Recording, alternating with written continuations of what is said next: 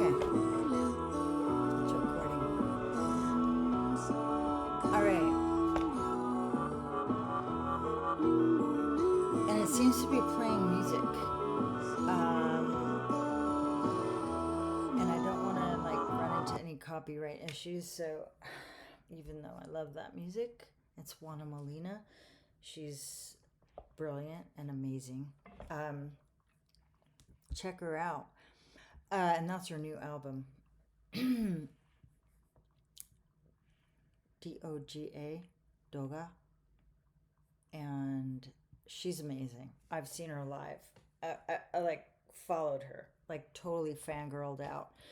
Juana Molina, oh my God, she is an artist, really. And don't even get me started. Okay, because this was supposed to be a short. Okay, we got to get this out of here. Okay, okay. Um, all right. I wanted to show you because, like, I got this total epiphany. I know I said I was done with this. It's Corey, by the way, Persephone Rising. And thank you to those of you that have watched my videos. I have no idea who you are because most of you are anonymous. But I just want to tell you that, where I'm going with this is I am like, I'm really eventually, once I get enough, if I get viewers and subscribers, like where I want to go with this is to have like drawing, like art making salons or workshops. And this is born out of my very firm um, belief that there are people out there like me who want to create and who want to explore their inner world and their experience through art making. And if there's like, I'm an art teacher and I'm also an artist and I'm also an educator and a neurodivergent, energetic, intuitive, you know, person.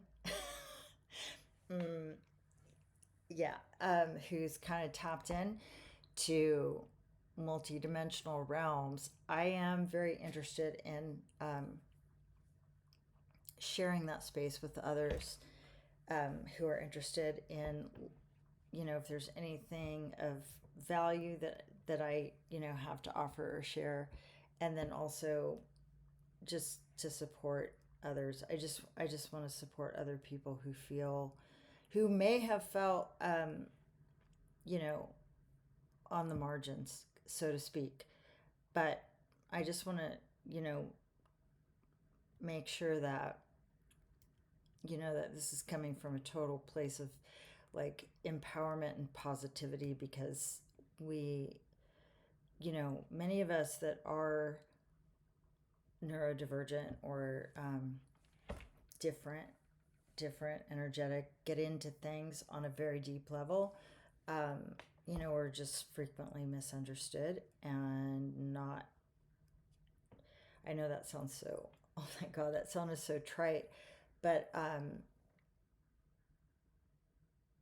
there's a. This is a safe space. That's all I want to say.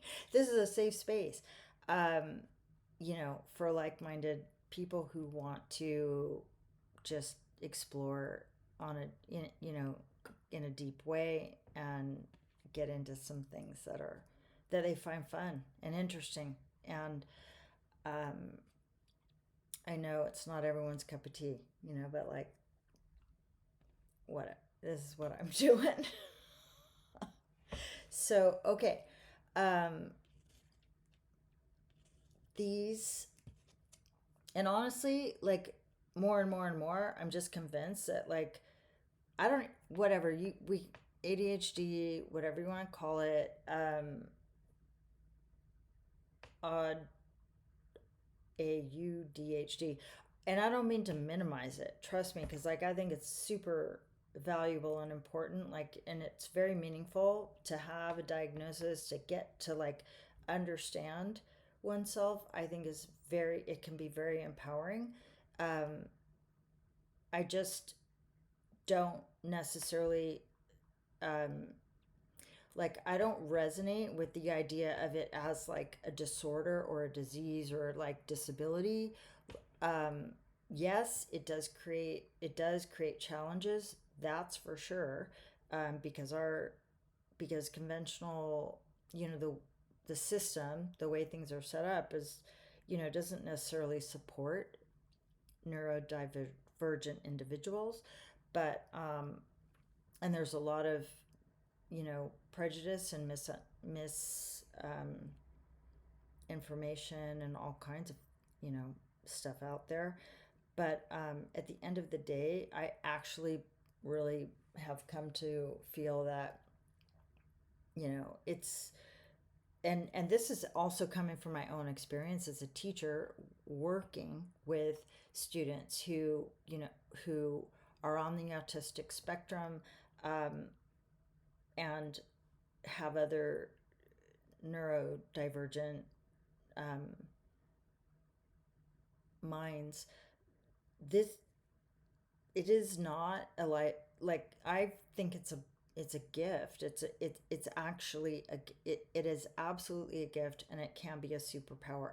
Absolutely, it's a superpower. It's all comes down to, um, embracing your self, your strengths, identifying. Self reflection is so important. Self love, self acceptance, and then also, but not in the sense of like victimhood and like, oh well, I deserve all this, like, I don't have to do anything because I need all this like special treatment, blah blah blah.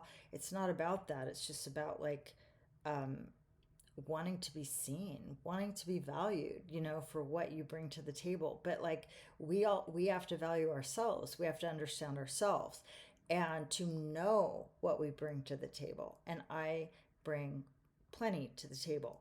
And I see that also in my students. I see this amazing, amazing gifts, beauty, intelligence within them. And I just want to help, I just want to support them, um, to bring their gifts out, and to,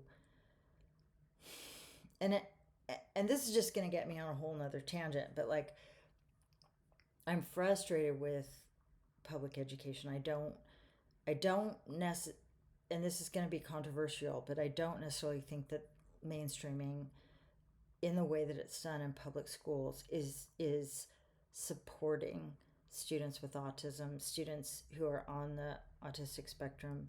I don't see that in many cases it is serving those kids. And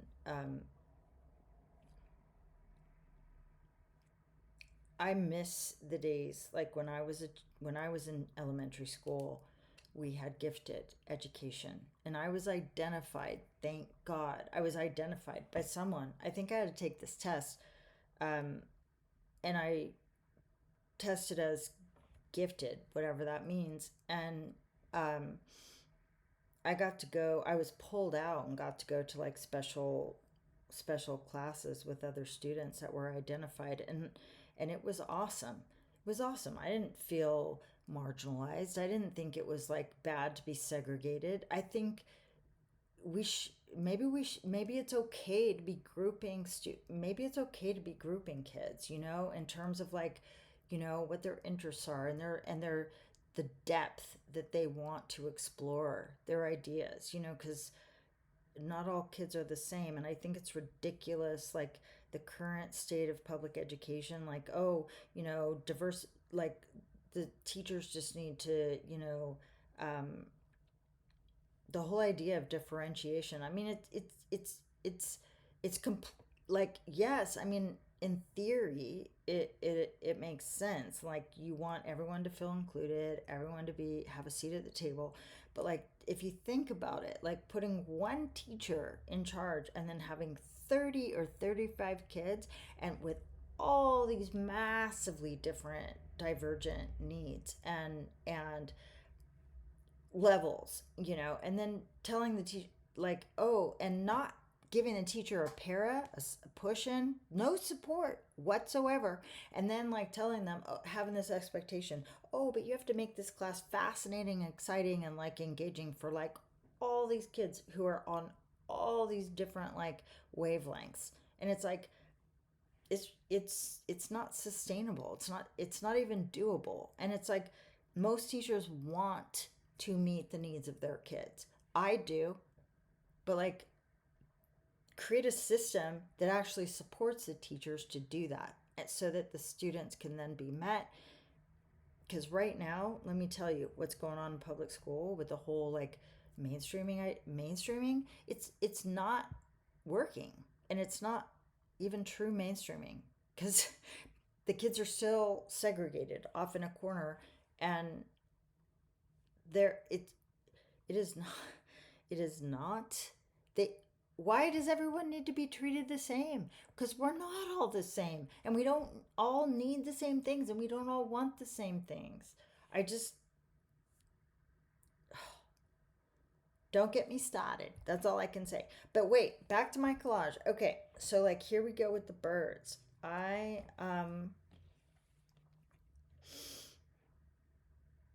Yes. So like I was telling you guys about the eggs, right?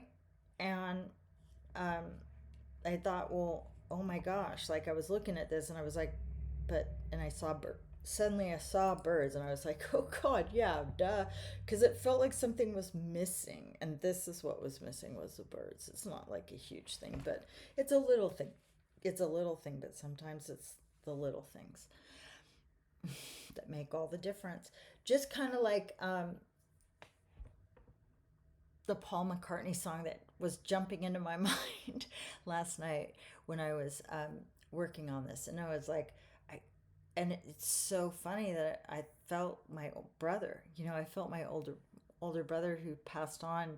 Um, because they taught us, the littler kids, my siblings who are older, they taught us about the Beatles. And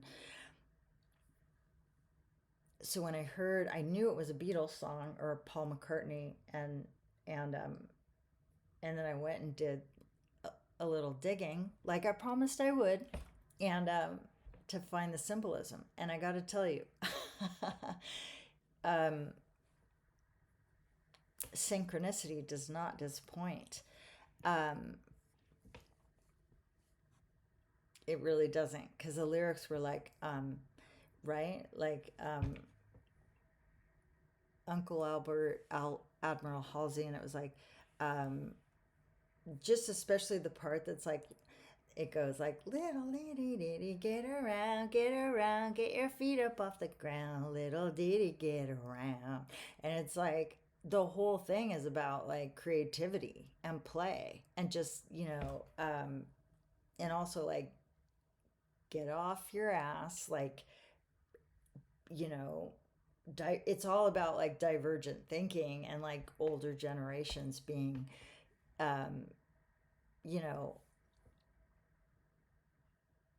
just the older way of thinking about things and conventional, expectations of behavior. And it's like, and then there's this like totally breaking through that, into like just like play, just jump, just dance, just be free, just